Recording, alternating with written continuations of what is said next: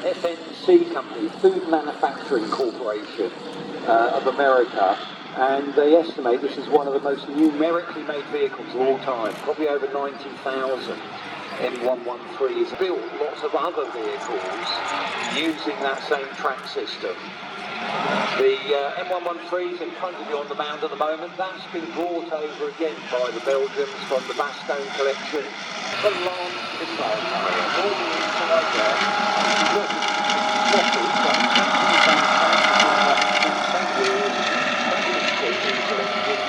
but it looked like just a steel bathtub on the top.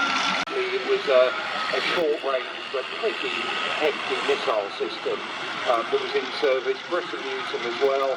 Lots of other countries ended up using, as I say, the variants of the M113 and some were load carriers. Other things they did with the M113, use the same engine, but we get the Abbot self-propelled gun. Now that's a 105mm gun on that Abbot chassis, or on the same, pretty much the same chassis as the M113. That was to replace the Sexton in British Army service.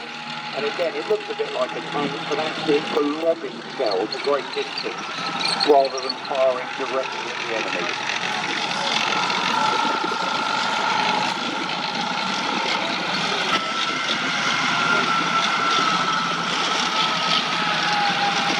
Kind of like the parent vehicle with a 76mm gun, but they also did one with the 30mm Radler, and that was called Scimitar, and we can see a Scimitar. And another thing they managed to do as well, we have a Fox armoured car here today. Fox, for various reasons, is not particularly liked to be serviced. It gained a reputation as well over, so were put on other CVRT hulls, and that made something called the Sabre.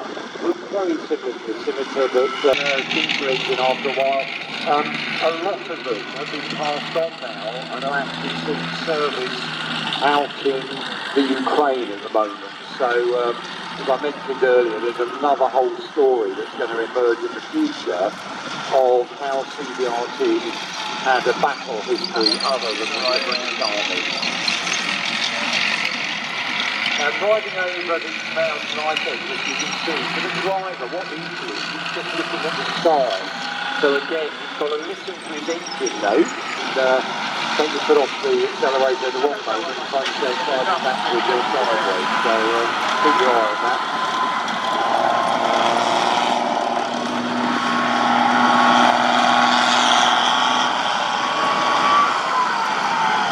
It can turn 360. But the whole idea of the Abbot, self-propelled artillery, keep the artillery moving up with the tanks, and this can fire around out to about 15 kilometres.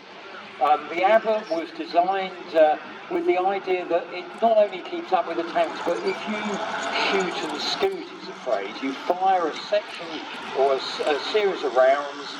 You have different sized charges depending on the distance you want that round to go, from bag charges worth the size, and most of the time they're firing up the bag 4, supercharged bag 5, but it can go up to about 6 to 8 rounds in a minute, and then you about maximum range, we were saying about 15 kilometres normally, a little bit of a supercharge, and in British Army service it never had to fire its gun in anger, a bit like the Chieftain tank.